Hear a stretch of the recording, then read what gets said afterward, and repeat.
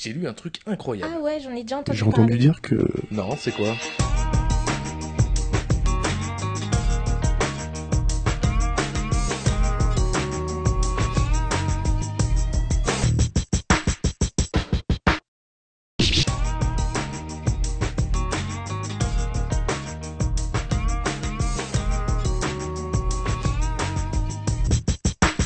Michel Prud, bonjour.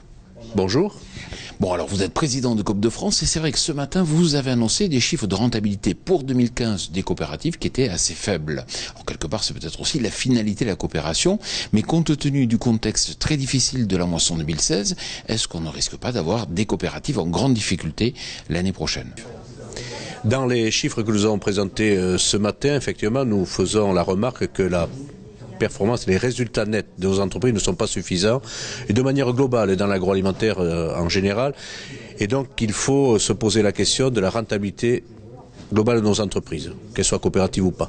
Sur le secteur coopératif, l'outil de mesure est bien sûr le compte d'exploitation ou le bilan, mais comme je l'ai exprimé également, le fait que nos entreprises soient implantées au plus profond de nos territoires, on ne mesure pas l'impact économique que cela apporte sur la ruralité et sur l'économie en général.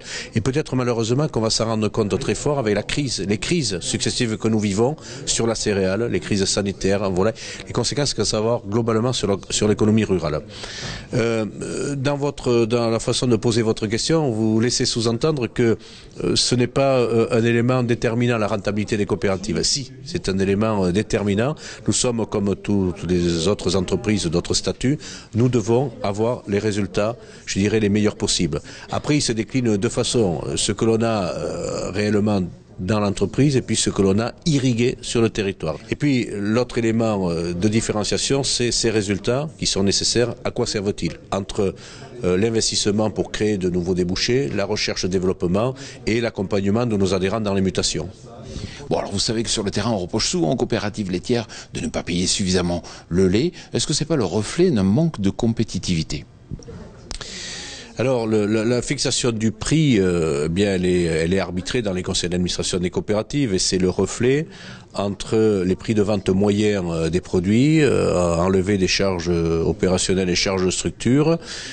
Et effectivement, l'entreprise n'est pas responsable, je dirais, seule de ce prix du lait, puisqu'aujourd'hui, le prix du lait, s'il est aussi bas, c'est la conséquence de décisions politiques qui ont amené à l'embargo sur la Russie, la fermeture des frontières. C'est le ralentissement de la consommation chinoise, c'est l'arrêt des quotas laitiers, l'augmentation de la production européenne que l'on a accusé d'être responsable de ce déséquilibre. Je vois 8 mois après, 9 mois après, que c'est l'Europe qui fait la plus forte réduction de production laitière. Donc on voit bien que cela va très vite, ce sont des cycles très rapides et l'éleveur, l'adhérent, a le sentiment d'être ballotté là-dedans. Le problème, c'est l'adéquation offre-demande qui est vraiment le régulateur des prix. Ensuite, dans chaque entreprise, il peut y avoir des situations différentes en fonction des débouchés de ces entreprises. Si elle est tournée plus sur un marché intérieur, consommation nationale ou juste européenne, actuellement, elle a de meilleurs résultats que des entreprises qui sont tournées vers le grand export avec des produits, avec des valorisations qui ne sont pas maximum. Par contre, on voit des retournements de tendance et on dit que la demande est plus forte que la production actuellement. On peut imaginer que ces entreprises devraient retrouver, courant 2017 ou 2018, une situation plus favorable pour rémunérer leurs producteurs. Avec l'annonce du retour de la grippe aviaire début décembre, c'est vrai que c'est une catastrophe pour les élevages français et notamment pour la filière foie gras. Concrètement, est-ce que ça ne veut pas dire que tout ce qui a été mis en œuvre n'a pas fonctionné? Et puis, quelle est votre position avec cette maladie qui ne concerne pas les consommateurs, mais qui pénalise vraiment l'élevage? Alors, vous dites que cela n'a pas fonctionné. Moi, je dis ça a fonctionné. Je voudrais saluer, là, le travail qui a été mené par l'interprofession du foie gras en relation avec les pouvoirs publics et les entreprises et les éleveurs. Les décisions qui ont été prises l'hiver dernier ont été très dures, humainement et économiquement. Par contre, nous avions affaire à un virus qui s'était installé sur le territoire et la procédure de vide sanitaire complet a permis de stabiliser, voire d'éradiquer ce virus. Et nous étions repartis sur un rythme normal en rappelant en permanence à nos adhérents, à nos entreprises, les règles de biosécurité car nous pouvions être responsables du redémarrage. Ce qui nous arrive là, cet automne, avec le cas dans le Tarn, c'est une autre souche, c'est une autre variante du virus qui est arrivée par les oiseaux migrateurs, qui est beaucoup plus virulente, qui se déploie beaucoup plus rapidement. Alors ça permet aujourd'hui deux choses. Un, de rappeler que les règles de biosécurité pour éviter que le virus se répande sont essentielles.